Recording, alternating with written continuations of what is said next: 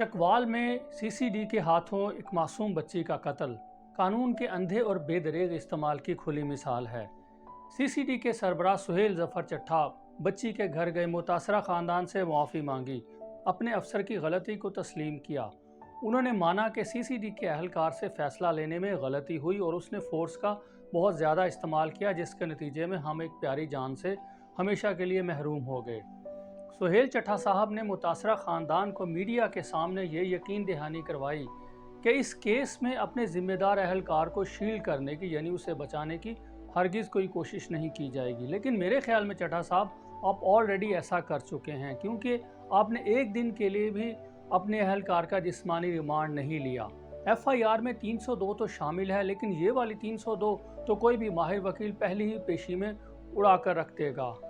मुआफ़ कीजिएगा सुहेल जफर चट्ठा साहब, कानून नाफिज करने के मामले में सीसीडी के दो अलग अलग मेयार हैं, एक आम आदमी के लिए और दूसरा अपने पेटी भाइयों के लिए, जिसकी एक मिसाल हम साहिवाल वाले वाक़े में देख चुके हैं। और लगता ऐसे है कि इस मरतबा भी ऐसे ही होगा कि मुतासरा ख़ानदान सब्र करके मामला अल्लाह ताला पर छोड़ देगा। लेकिन चट्ठा साहब, आप जानते हैं कि यही जुर्म अगर किसी आम इंसान से सरजद हुआ होता तो अब तक शायद वो पार भी हो चुका होता, क्योंकि हमने देखा कि आम लोगों के झगड़ों में हुई अमवात में भी जो कातिल थे वो सीसीडी के हाथों मुकाबले में मारे गए।